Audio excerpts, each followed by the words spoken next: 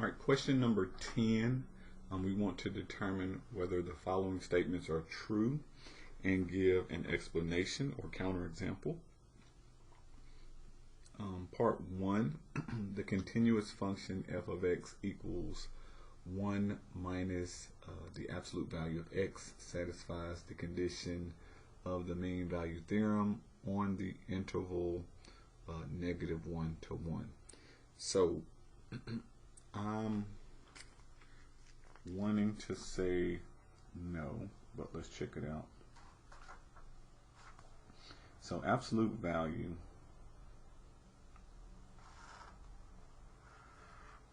is a V shape centered at the origin. Okay. Because of the 1 minus absolute value of x, what that's going to do is the negative in front is going to flip this down. The +1 is going to shift it up.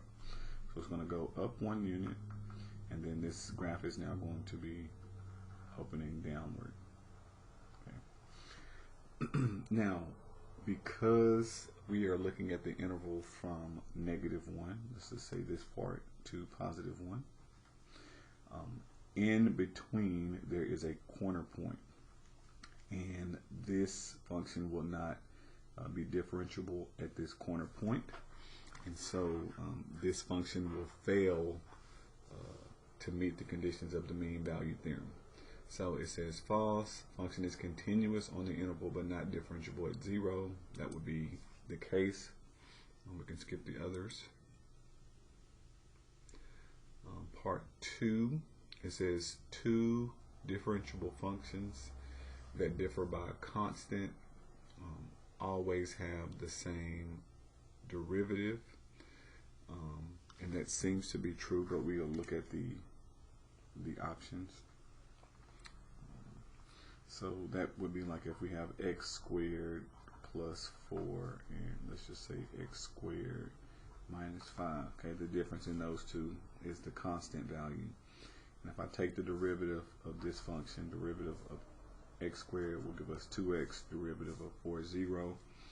And the same thing here, if we take the derivative, we get 2x, and derivative of 5 is 0. So this is just one example that shows it works in this case, but is that the case every time? And so it says false, f and g with g of x equals f of x plus k. K is the constant.